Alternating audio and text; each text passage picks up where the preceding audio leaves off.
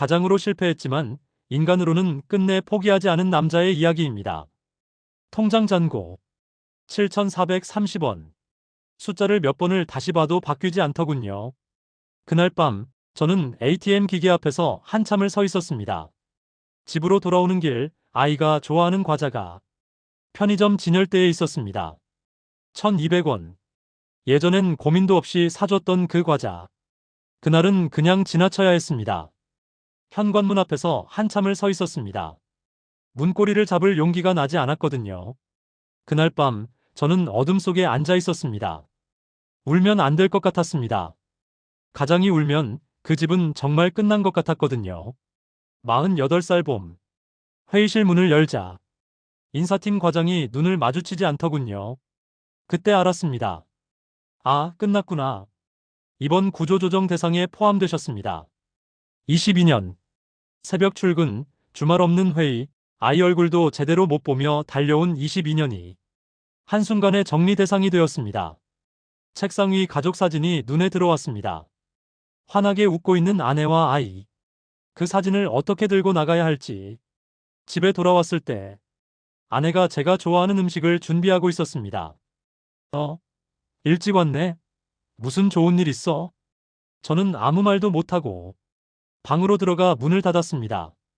그날 밤 가족이 모두 잠든 후 저는 혼자 거실로 나왔습니다. 불은 켜지 않았습니다. 어둠 속에서라도 제 모습이 보이기 싫었거든요. 냉장고를 열었습니다. 거의 비어 있었습니다. 냉장고 문에 아내가 써둔 메모가 붙어 있었습니다. 내일은 당신 좋아하는 미역국 끓일게요. 힘내세요. 그 순간 저는 그 자리에서 주저앉았습니다. 소리내어 울 수도 없었습니다. 아내가 깰까봐, 아이가 들을까봐 입을 손으로 막고 어깨만 떨었습니다. 22년 동안 한 번도 울지 않았던 제가 그날 밤 처음으로 무너졌습니다. 아내는 모든 걸 알고 있었을 겁니다. 하지만 모르는 척했겠죠. 그게 아내가 저를 지키는 방법이었을 테니까요. 다음 날 새벽 4시 저는 시장 청소 일을 시작했습니다. 시급 9,200원. 48살 남자가 빗자루를 들고 생선 비린내 나는 바닥을 쓸었습니다. 비 오는 날 찬물이 구멍난 신발로 스며들어왔습니다. 쓰레기통을 비우며 유리창에 비친 제 모습을 봤습니다. 등 굽은 중년 남자. 이게 나인가? 그때 허리 굽은 할머니 한 분이 제 앞에 서셨습니다. 아저씨, 덕분에 길이 깨끗해서 넘어질 걱정이 없네요. 고마워요. 저는 아무 대답도 못했습니다. 그저 고개만 숙였습니다. 하지만 그 말을 듣는 순간 가슴이 터질 것 같았습니다. 아, 나는 아직 누군가에게 필요한 사람이구나. 그날 이후 저는 하루를 이렇게 살았습니다. 새벽 4시 시장 청소, 오전 9시 건설 현장 막노동, 저녁 7시 폐지 수거.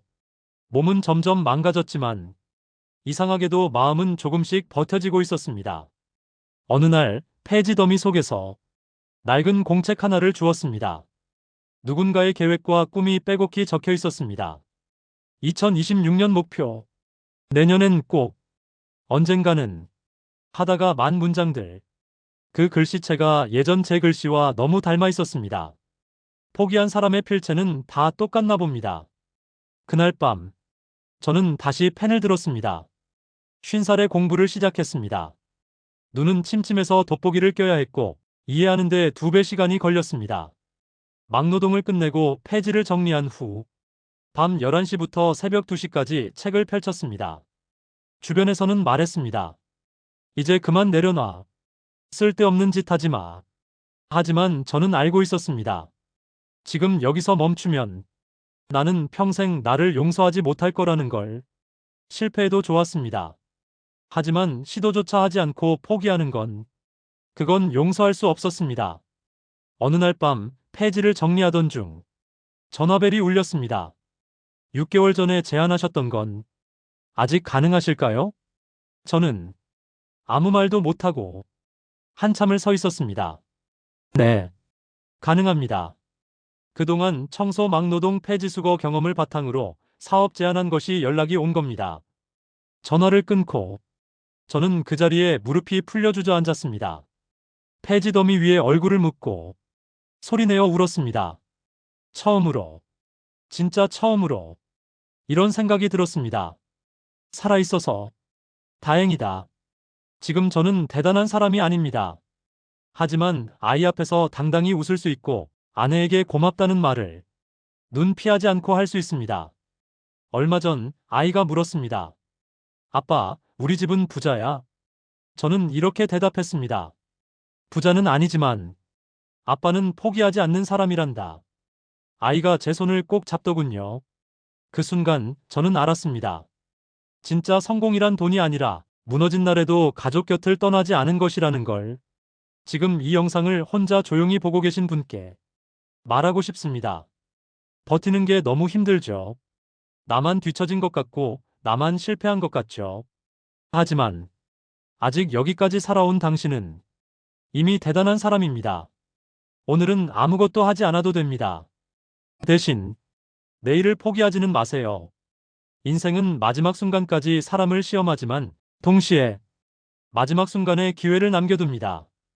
통장 잔고 7,430원이었던 48살의 저도 일어섰습니다. 당신도 할 수 있습니다. 오늘도 버텨줘서 고맙습니다. 내일도 당신이 살아있기를 진심으로 응원합니다.